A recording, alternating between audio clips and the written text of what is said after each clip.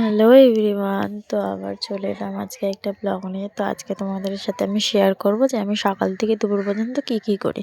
তো দেখো, ফার্স্টেই আমি ঘুম থেকে উঠে ড্রেসটা চেঞ্জ করে নিয়েছি।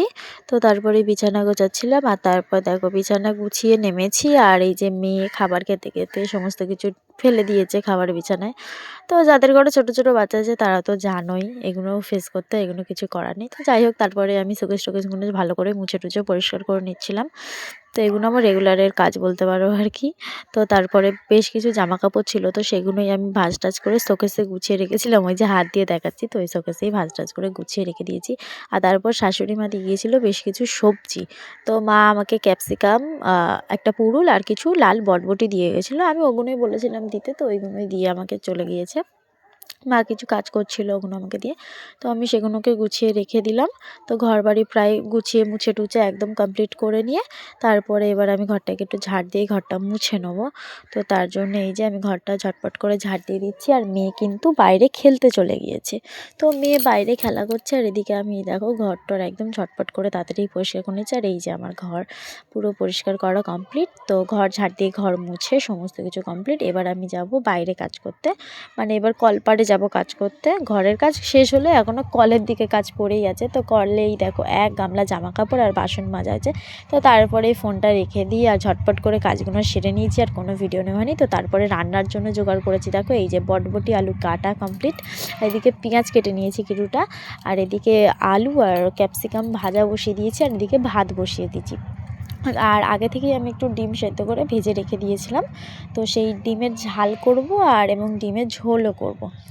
তো তার জন্য এই রান্নাবান্না শুরু করে দিয়েছি, যেহেতু ছোটো মেয়ে রয়েছে, মেয়েকে তাড়াতাড়ি 11টা 11:30 মধ্যে খাইয়ে দাইয়ে দিতে হবে তার জন্য। তো এই যে আমি আলু বটবটিটাকে ভাজছি। তো আলু বটবটি ভাজাটা আমার কাছে ভালোই লাগে খেতে। তো এর মধ্যে আমি একটু পেঁয়াজ কুচি দিয়ে ভাজতে ভীষণ ভালোবাসি। তো এই যে দেখো, আমি এর মধ্যে হলুদ গুঁড়ো আর নুন দিয়ে দিয়েছি, দিয়ে আমি কিন্তু একটু পেঁয়াজ কুচি দিয়ে দেবো, কারণ এই লাল লাল বটবটিগুলোর মধ্যে না আমার পেঁয়াজ দিয়ে খেতে বেশি ভালো লাগে। কিন্তু সবুজ বটবটিটার মধ্যে আমি যদিও পেঁয়াজ দিই না, এটাতেই আমার বেশ যেন খেতে ভালো লাগে। তোমরা কে কীভাবে খাও অবশ্যই আমাকে কমেন্ট করে জানিও। যাই হোক, তো তারপর দেখতে পাচ্ছ ভাত ফুটছে এদিকে। তো এদিকে ভাজাটাও আমার কমপ্লিট। এবার আমি ডিমের ঝাল করব। তো যেই পেঁয়াজগুলো কেটে রেখেছিলাম সেই পেঁয়াজগুলো কড়ার মধ্যে দিয়ে দিয়েছি। তো দিয়ে ভালো করে লাল লাল করে ভেজে নিয়ে আদা রসুনের পেস্ট দিয়ে দিয়েছি। দিয়ে এই যে তারপরে কিছু মশলা দিয়ে দিয়েছি, যেমন ধরো নুন, হলুদ গুঁড়ো, লঙ্কার গুঁড়ো, জিরে গুঁড়ো, কাশ্মীরি লঙ্কার গুঁড়ো। তো সেগুলো দিয়ে একটু বেশ ভালো করে মশলাটাকে কষাবো। আর আমার মতো ডিমের ঝাল কে করো অবশ্যই আমাকে কিন্তু জানিও। এই রেসিপিটা সম্পূর্ণ আমার মায়ের। তো আমি যেই ক্যাপসিকামগুলো আলুর সাথে ভেজে রেখেছিলাম, সেই ক্যাপসিকামগুলো একটু ডিমের ঝালের মধ্যে দিয়ে দিলাম। তো যাই হোক, মশলাটা খুব ভালো করে কষাতে হবে। আর এই ডিমের ঝালে কিন্তু আমি একটুও জল ইউজ করব না। তো যাই হোক, তারপর ভেজে রাখা ডিমগুলো দিয়ে দিলাম, দিয়ে ভালো করে আমি এটাকে কষাতে থাকলাম একদম লো ফ্লেমে করে। ভালো করে থেকে কষাতে হবে, যেহেতু ওই বললাম আমি কোনো জল ইউজ করি না। তো তারপর এই যে একদম কষানো কমপ্লিট, আমি একটুও জল দিইনি, দেখতেই পাচ্ছ। তো তারপরে একটু গরম মশলা হালকা গুঁড়ো দিয়ে আমি এটাকে নামিয়ে নিলাম। আর এই যে দেখো একদম এই কাই দিয়েই না এক থালা ভাত খাওয়া হয়ে যাবে। সত্যি ভীষণ ভালো লাগে। আমার মা বানায় পার্সোনালি, তো আমার ভীষণ ভালো লাগে। মায়ের মতো অতটাও ভালো করতে পারিনি, তবুও যেটুকু ভালো হয়েছে। তো যাই হোক, আরও কিছুটা ডিম ছিল, তো সেই ডিমটা দিয়ে বললাম ঝোল করব, অর্ধেক ডিম ঝাল করবো, অর্ধেক ডিম ঝোল করব। তো এদিকে ভাতটাও প্রায় হয়ে এসছে, আর এদিকে ডিমের ঝোলটা হচ্ছে। তার মধ্যে আমার শাশুড়ি মা তুলে নিয়ে এসছে আমাদের গাছের কুল। তো এখানে 2 রকম কুল রয়েছে, একটা ওই আপেল কুল আর একটা টোপা কুল। আর তার মধ্যে দিয়েছিল আমার যা কিছুটা আচার। তো সেই আচারটাও তোমাদের সাথে শেয়ার করলাম। ওটা তেঁতুলের আচার ছিল, দেখতেই পাচ্ছ খুবই টেস্টি। তো যাই হোক, তারপর মশলাটা ঝটপট করে কষিয়ে নিলাম ডিমের ঝোলে। আর তারপর কোনো ভিডিও নেওয়া হয়নি, যেহেতু তাড়াতাড়ি একটু রান্নাবান্না করছিলাম। ঘড়ির কাঁটা তো ঘুরে যাচ্ছিলো, বেলা হয়ে আসছিলো, মেয়েকে খাওয়াতে হবে স্নান টান করিয়ে। তো তারপরে কাজবাজগুলো সেরে নিয়ে তো ঘরটা আরেকবার ঝাড় দিয়ে ঘরটা মুছে নেবো।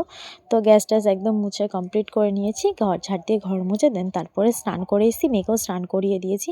তো আমি স্নান টান করে একদম রেডি, আর মেয়েকে এই দেখো স্নান করে দিয়েছি। আর এখানে মেয়ে কাঁদছে, কারণ আমি ঠোঁটে একটু ভেজলিং দিয়েছিলাম, তো মেয়েও সেটা দেবে। তো ওকে একটুখানি দিয়েছিলাম, ও তারপরেও শুনছে না। দেন তারপরে একটু মেয়েকে খাইয়ে দাইয়ে দিলাম, তারপরে চুপ হয়ে গেছে। মেয়েকে খাওয়ানো দাওয়ানোর পর তারপর আমি খেতে বসেছিলাম। তো দেখো আমি কী কী নিয়ে বসেছি। আমি ফার্স্টেই নিয়েছি আলু বটবটি ভাজা, এটা একটা মাছের তেল বেগুন দিয়ে চচ্চড়ি, যেটা আমার যা আমাকে দিয়েছিল। তো তারপরে একটা ডিমের ঝাল আর ওই যে ডিমের ঝোল। তো আমি গোপাল ভাঁড় দেখতে দেখতেই খাই, তো সেটাই খাচ্ছিলাম। তোমরাও কে কে গোপাল ভাঁড় দেখতে দেখতে এখনও পর্যন্ত খাও আমাকে কমেন্ট করে জানাবে। তো এই যে ডিমের ঝালটা দিয়ে ভাতটা মাখিয়ে খাচ্ছিলাম। মায়ের মতো হবে না, কারণ মায়ের রান্নার কোনো তুলনাই হয় না, তবুও যেটুকু মানে হয়েছে দারুণ। তো তারপর সেই যে আমার আচারটা দিয়েছিল, তো সেই আচারটা বসে বসে খাচ্ছিলাম খাওয়া দাওয়ার পর। তো আজকে খুব একটা রোদ ওঠেনি। তো আজকের ভিডিওটা এই পর্যন্তই। তোমাদের কেমন লাগলো অবশ্যই জানিও। ভালো লাগলে আমার চ্যানেলটাকে সাবস্ক্রাইব করে দিও, লাইক কমেন্ট শেয়ার করো। তো এরকম নতুন নতুন ভিডিও আরও আসতে থাকবে। আজকের মতো এই পর্যন্ত, টাটা।